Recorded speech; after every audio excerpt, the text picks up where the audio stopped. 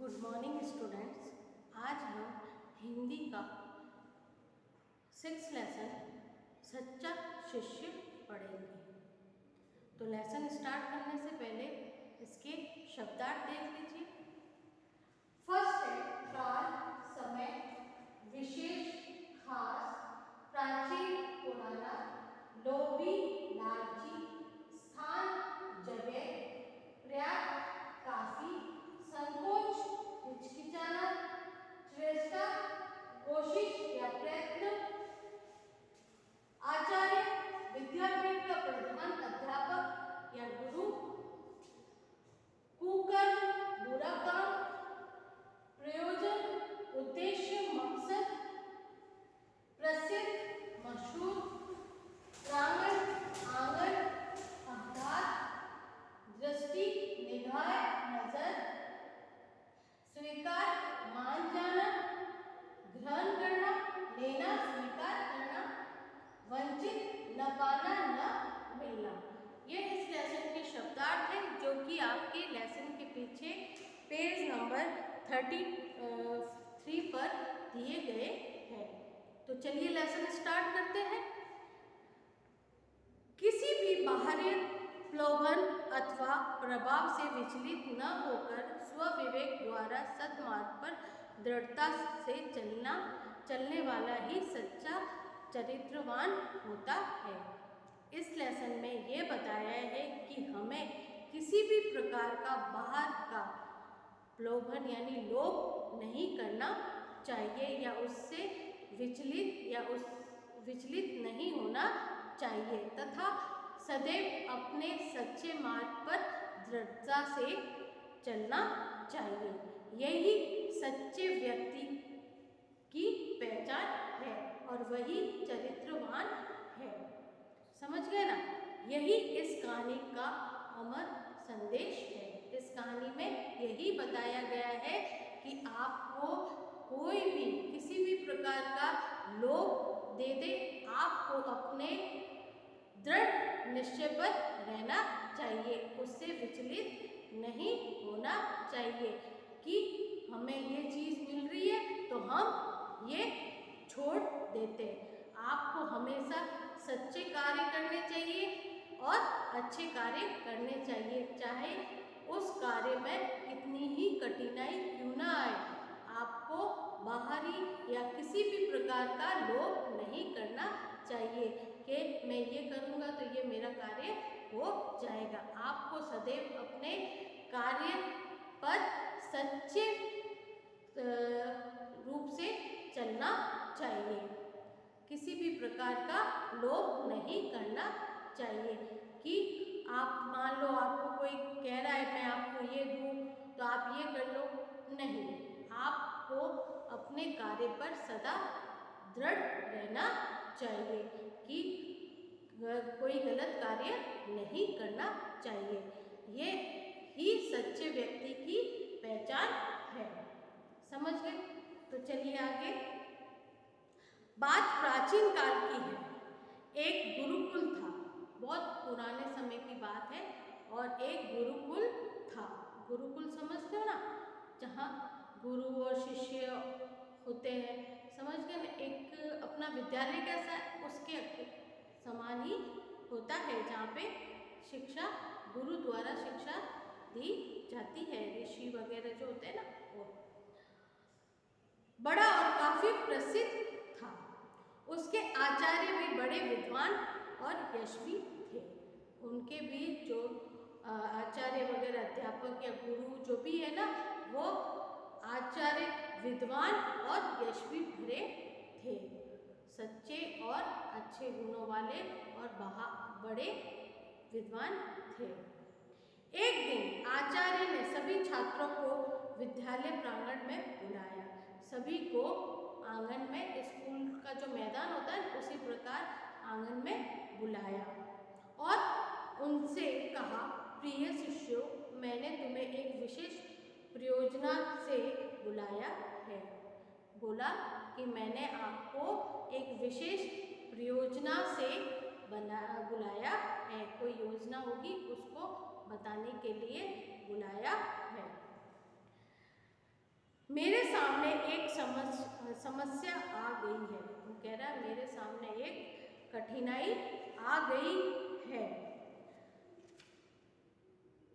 मेरी कन्या विवाह योग्य हो गई है। वो कह रहे हैं कि मेरी बेटी शादी के लायक हो गई है, किंतु उसका विवाह करने के लिए मेरे पास पर्याप्त धन नहीं है। उसकी शादी करने के लिए मेरे पास धन राशि वगैरह नहीं है। समझ में नहीं आता कि क्या करूं। ये गुरु ने उन शिष्यों को बताई ये बात कि मेरी बेटी विवाह योग्य हो गई है और मेरे पास उसका विवाह करने के लिए धन और पर्याप्त राशि नहीं है। कुछ शिष्य जिसके पिता धनवान थे आगे बढ़े और बोले, गुरुदेव हम अपने माता पिता से धन मांग लाएंगे। कुछ शिष्य थे ना, उनके पेरेंट्स पैसे वाले होंगे तो आगे आके बोले कि हम अपने माता पिता से पैसे लेके आ जाएंगे, आप उसे गुरु दक्षिणा के रूप में स्वीकार कर लीजिए। वो कहने लगे आप उसे गुरु दक्षिणा के रूप में स्वीकार या मान लीजिए। आचार्य बोले, मुझे इस प्रकार से तुम्हारा दिया धन ग्रहण करने में संकोच हो रहा है। वो कह रहा है मुझे इस प्रकार से दिया गया धन लेने में हिचकिचाहट हो रही है। तुम्हारे परिवार वाले सोचेंगे कि गुरु लोभी है। तुम्हारे परिवार वाले क्या सोचेंगे कि गुरु लालची है। अपनी कन्या का विवाह शिष्यों के धन से कराना चाहता है। वो कहेंगे कि वह गुरु अपने बेटी की शादी शिष्यों के पैसों से करना चाहता है। आगे बढ़े और बड़े हुए शिष्य पीछे हट गए। जो कह रहे थे ना जिसके पेरेंट्स पैसे वाले थे वो आगे बढ़े और फिर पीछे हट गए गुरु की ये बात सुनकर। आचार्य सोच में पड़ रहे हैं। आचार्य सोच रहे हैं कि क्या करें। कुछ समय बाद आचार्य बोले, एक उपाय है या एक तार्किक है। तुम लोग धन ले आओ। शिष्यों को बोलने लगे कि तुम लोग धन लेके आओ, किंतु मांग कर नहीं। तुम उसे इस प्रकार लाओ कि किसी को पता न चले। मांग कर नहीं लाना और ऐसे लाना है कि किसी को पता नहीं चले। मेरा काम भी हो जाएगा और मेरी इज्जत भी रह जाएगी। वो कहने लगे कि इस प्रकार लाना है कि किसी को पता भी नहीं चले, तो मेरा काम भी हो जाएगा और मेरी इज्जत भी रह जाएगी। शिष्यों ने बात मान ली। जो शिष्य धनी परिवार से नहीं थे वे गुरु सेवा से वंचित रह जाए। मतलब जो शिष्यों ने बात मान ली। जो शिष्य धनी परिवार से नहीं थे वे गुरु सेवा से वंचित रह गए। जिनके पास पैसा नहीं था वह सोचने लगे कि हम गुरु सेवा से वंचित रह गए। यह सोचकर आचार्य उन लोगों से बोले, तुम लोग भी अपने अपने घरों से कुछ न कुछ ले ही आना। जो ऐसा सोच रहे थे ना कि हम गुरु सेवा से वंचित रह गए, तो उनके लिए भी उन्होंने गुरुजी ने कहा कि तुम भी अपने घर से कुछ न कुछ लेकर आना। पर ध्यान रखना कि किसी की भी दृष्टि उस चीज पर न पड़े, किसी की भी नजर उस चीज पर न पड़े। यदि किसी ने देख लिया तो वह वस्तु विवाह के लिए अशुभ हो जाएगी। अगर उस वस्तु को किसी ने देख लिया तो वह अशुभ हो जाएगी। शिष्यों ने विश्वास दिलाकर कहा, हम जो कुछ भी लाएंगे इसी प्रकार से लाएंगे। उन्होंने विश्वास दिलाया कि आपने कहा है उसी प्रकार से हम कोई भी वस्तु लेकर आएंगे। कुछ समय बाद आज्ञाकारी शिष्य तरह तरह की वस्तु लाने लगे। सभी आज्ञाकारी शिष्य कुछ न कुछ लेकर आने लगे। आचार्य उन्हें प्रसन्नता से ग्रहण करते जाते व खुशी से उस चीज को लेते जा रहे थे। कुछ दिनों बाद उन्होंने देखा कि विवाह के लिए पर्याप्त सामग्री एकत्र हो गई है। विवाह के लिए सामान इकट्ठा हो गया है, किंतु एक शिष्य ऐसा था जो अभी तक कुछ न ला सका। एक शिष्य ऐसा था जिसने अभी तक कुछ नहीं लाया था। आचार्य ने उसे पूछा, क्यों तुम्हारे परिवार वाले क्या बिल्कुल ही धनहीन है? गुरु ने उस शिष्य को कहा कि तुम्हारे परिवार वाले बिल्कुल ही धनहीन है, उनके पास बिल्कुल कुछ देने के लिए नहीं है, या तुम्हारे घर से कुछ भी लाने के लिए नहीं है। शिष्य बोला, गुरुदेव मेरे घर में किसी बात की कमी नहीं है। वो बोलने लगा कि मेरे घर में किसी भी बात की कोई कमी नहीं है, किंतु मैं कुछ ला नहीं पाया हूँ, कि मैं कुछ भी नहीं ला पाया हूँ।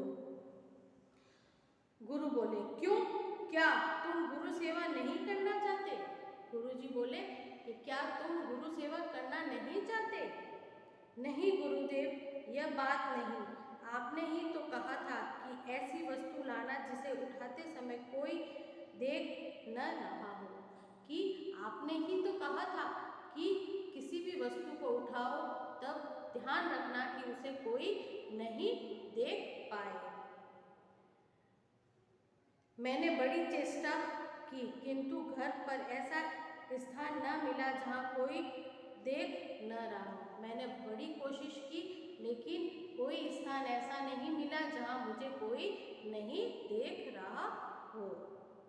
तुम झूठ बोल रहे हो। कभी न कभी तो कोई स्थान अवश्य ऐसा रहा होगा जहाँ कोई न हो, तभी चुपके से उठा लेते। गुरु ने कहा, तुम झूठ बोल रहे हो, कभी ऐसा नहीं, कोई न कोई तो स्थान ऐसा होगा जब उस समय कोई नहीं वहाँ पर होगा।